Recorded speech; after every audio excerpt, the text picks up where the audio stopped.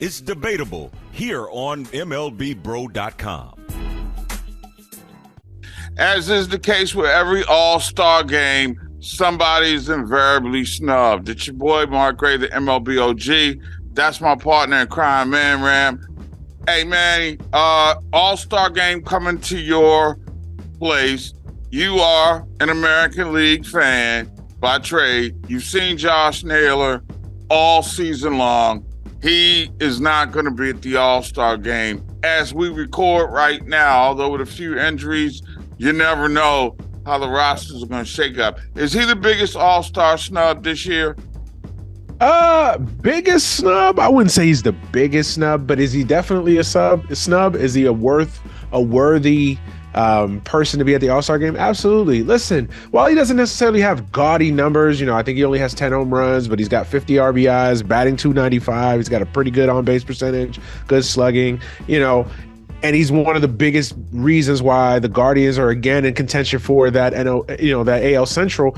Do I think he's the biggest snub? No, I think we could probably name some other guys that have some worthy consideration as well. But I think he's definitely a snub. He's a kid with a lot of character. He's got a lot of personality. I think he fits in the All-Star game. I think why isn't he in the Home Run Derby? That's my question. I think he's the perfect guy for that event. He's got some personality. He's got some swag. He should be in the All-Star. He should be in the All-Star game. He should be in the Home Run Derby.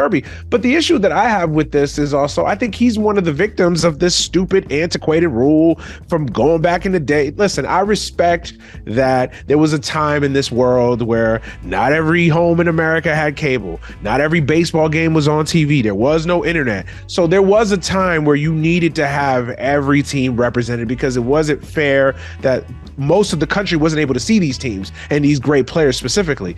But we live in 2023 America. Everybody's got internet to some degree, right? Everybody, there's national TV contracts, people want to see the best players, right? At their positions across the game. So I think he's a victim of this stupid antiquated rule where like the Marlins have to have a representative. I know this year they're good, but that's what I mean. Like the Royals have to have a representative. The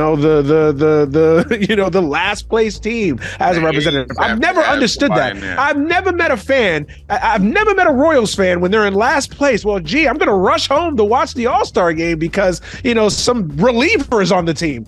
Nonsense. Michael A. Taylor's on the team. I got to go watch him. I got to go watch the All-Star game. Whoop-de-doo. Like, no. No, but I think, is he the biggest snub to me? No. It's unfortunate for the very reasons that you mentioned. The problem with the Black American baseball player is A, there's not enough of them, and B, they don't have a pop culture following. Somebody that will vote him in. And if there was anybody that was worthy of being voted in based upon the impact of the games and the big flies that they hit in the first half of the season, nobody was better than Naylor the Impaler. I mean, let's be real for a second. He's coming in at, 914 ops? Are you kidding me? And I mean, he's done it in big moments. However, the Black American baseball player as a superstar, as a pop culture icon. And let's be real, that's what it is. You want the NBA's model to be followed by Major League Baseball to a certain extent, create a weekend and event. I mean, come on, man. First off, you got to have your stars. Second of all, if they're not on the team, they could easily be in a three-point shooting contest or a dunk contest.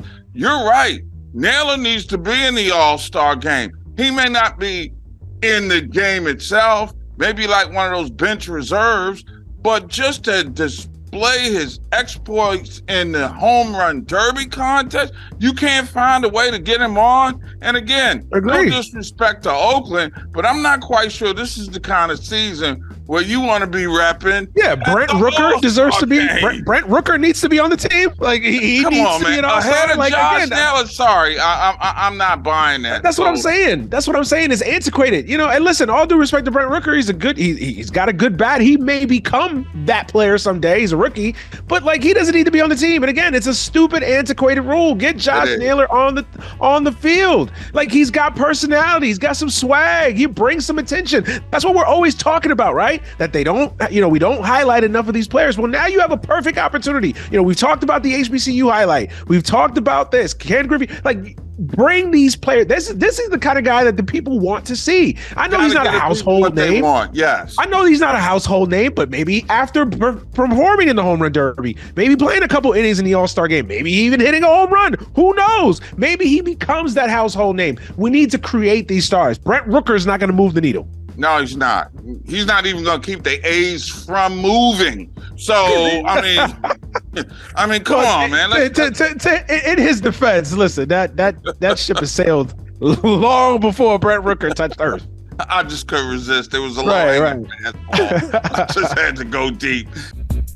For more, right now, go to MLBBro.com.